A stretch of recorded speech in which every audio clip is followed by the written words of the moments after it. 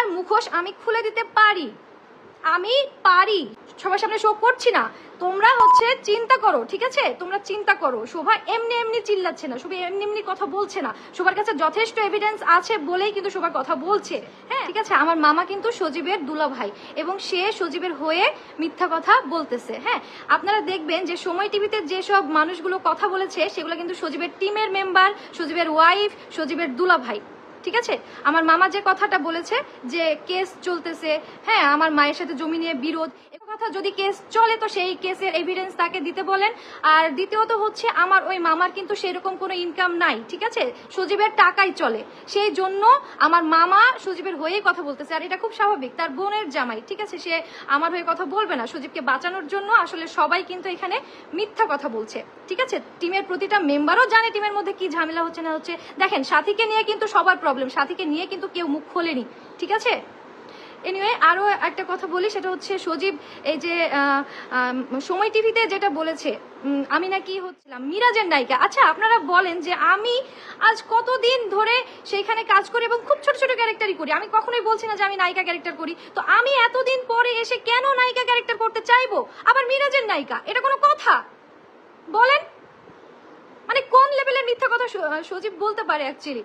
তো যাই হোক, আমি শুরু থেকে যেখানে প্র্যাঙ্কিং টিমটা আমার বাসায় থেকে শুরু হয়েছে সেখান থেকে আমি কাজ করলাম না, আমি নায়িকা হইলাম না। আর আমি এখন নাকি নায়িকা হওয়ার জন্য মানে নায়িকা হওয়ার জন্য তাকে বলেছিলাম, আর তার জন্য সে আমাকে নায়িকা নিতে চায়নি, যার জন্য আমি নাকি এখন এগুলো করছি, ঠিক আছে? তো এগুলো আসলে সবকিছুই মিথ্যা বানোয়াট। হ্যাঁ, আরো একটা কথা বলি, সেটা হচ্ছে এই যে সজীব বলেছে যে তার বাসায় নাকি আমাদেরকে থাকার জায়গা দিছে।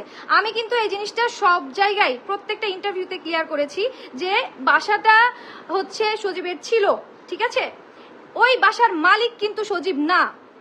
বাসায় একটা ভাড়া থাকতেই পারে, আমি আমার বাসা একটা নিয়ে রাখতেই পারি, ঠিক আছে? তারপরে আরেকজনকে আনতে পারি, তো সেই বাসার ভাড়া কি সে আমার একটা দিনের ভাড়া কোনোদিন দিছে যে সে বলতে পারে তার বাসায় এনে আমাকে রাখছে? তার মধ্যে সে বাসা ছেড়ে দিয়েছিল। আমার আর সজীবের বাসা নেওয়ার কথা ছিল মোহাম্মদপুরের ওইদিকে, আমরা 3-4 দিন হাঁটছি, হাইটা হাইটা বাসা খুঁজছি, পাই নাই।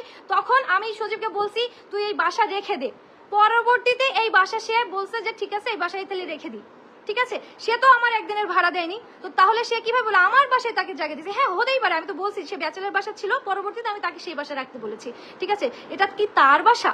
না, এটা তার বাসা না। হ্যাঁ, আর হচ্ছে কি যে সেইখানে তো আমি তাকে শুট করার পারমিশন দিয়েছি, 5 বছর সে শুট করেছে, কই এইসব কথা তো একটাও বলেনি। মানে তার মধ্যে কোনো কৃতজ্ঞতা বোধই নেই। তার প্র্যাঙ্কিং টিম যে বড় হচ্ছে, তার প্র্যাঙ্কিং চ্যানেল যে বড় হচ্ছে সেটা একবারে বলছে, অথচ সে বলতেছে কি নতুন নতুন ফেসকে আমি এনে এনে সুযোগ দিচ্ছি, ঠিক আছে? সে নতুন নতুন ফেসকে এনে সুযোগ দিচ্ছে, ওকে ফাইন। সেই ছেলে মেয়েগুলা কিন্তু কৃতজ্ঞতা বোধ আছে তাদের মধ্যে, ঠিক আছে? তারা অনেক দিন টাকা না নিয়ে কাজ করেছে, কিন্তু সেই মানুষটার কোনো কৃতজ্ঞতা বোধ নেই যে তার প্র্যাঙ্কিং চ্যানেলটাও বড় হচ্ছে সেই ছোট ছোট বাচ্চাগুলোর জন্যই, ঠিক আছে? তো এইখানে আসলে বলতে গেলে অনেক কথা বলা যায়, আমি আসলে এত বড় বা অনেক বেশি কিছু বলতে চাচ্ছি না। তো যে এলিগেন্সগুলো এনেছে সেই এলিগেন্সগুলো সম্পর্কে আমি তুলে ধরলাম, ঠিক আছে? এখানে বাসা নিয়ে কথা বলেছে, আমি বাসার কথা তুলে ধরলাম। এখানে বলেছে আমি নায়িকা হওয়ার জন্য কাজ করতে চেয়েছি, নায়িকা নেয়নি, সেই জন্য হচ্ছে কি যে আমি এইভাবে বলতেছি। এটা সম্পূর্ণভাবে মিথ্যা কথা। মিডিয়াতে কাজ করার কোনো ইচ্ছাই আমার নাই সেভাবে, ঠিক আছে?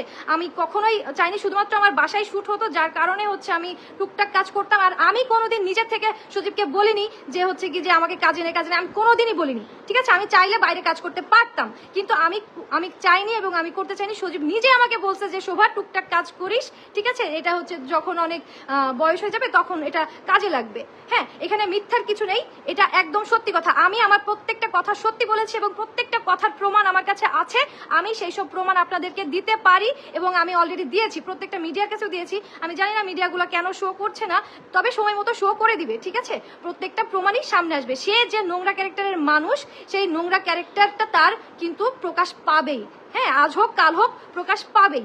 আমি হার মানা মেয়ে না, ঠিক আছে? সজীবকে বলেন প্রুফ দিতে যে কিসের মামলা, কবে মামলা, কিভাবে মামলা, ঠিক আছে? কোন দিকে মোড় ঘোরানোর চেষ্টা করতেছে? একটা জিনিস বানিয়ে বললেই হলো। ড্রামা রাইটার একটা নাটক, মানে নাটক বানাচ্ছে, এটা নাটক করতেছে। যাই হোক, হচ্ছে কি যে আমি আসলে মানে রেগে রেগে কথা বলতে চাচ্ছি না, কিন্তু আসলে আমার মানে একবার মেজাজও খারাপ হচ্ছে, একবার আমার হাসিও লাগতেছে যে এই মানুষটা এলিগেন্স গুলো কি দেখাচ্ছে, মানে কোনো লজিক আছে ওর? একটা কথাই কি লজিক আছে? আমি অন্যান্যদের কথা বাদ দিলাম, প্রত্যেকটা মেম্বার তাদের নিজের জায়গা থেকে স্টেটমেন্ট দিয়েছে এবং সেই সব স্টেটমেন্ট আপনাদের সামনে আসবে, ঠিক আছে? প্রত্যেকটা মেম্বার কিভাবে, কার জন্য, কেন ওই টিম থেকে বের হয়েছে সেগুলা কিন্তু সামনে আসবে। সজীবের ফেম দিয়ে, সজীবের ফ্যান ফলোয়ার দিয়ে যতই চেষ্টা করুক না কেন নিজেকে আড়াল করার, সেটা কিন্তু সে কোনোদিন পারবে না, ঠিক আছে? সত্যিটা জিতবেই, সত্যিটা সামনে আসবেই। আমি কিচ্ছু না, আমি নাথিং, আমি বলছি আমি নাথিং। লিসেন, আমি কিন্তু ভাইরাল হতে চাই না, বা আমি ভিউ ব্যবসায়ী না, ঠিক আছে? ভিউ দিয়ে আমি খাই না। আমার হাজব্যান্ড একজন বুয়েটিয়ান, ওকে?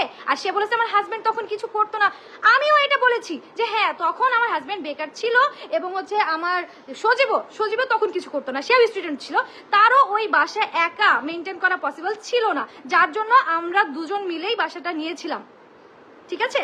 এখানে সজীব অনেক মানে মিথ্যা কথা বলেছে এবং হচ্ছে কি যে অনেক ঘুরিয়ে পেঁচিয়ে কথা বলেছে, ও কিন্তু প্রচুর ঘুরিয়ে পেঁচিয়ে কথা বলে। আর ও যে পেমেন্ট দিত না, ও এখন পর্যন্ত প্র্যাঙ্কিং চ্যানেল থেকে কাউকে পেমেন্ট ওইভাবে দেয় না, হ্যাঁ?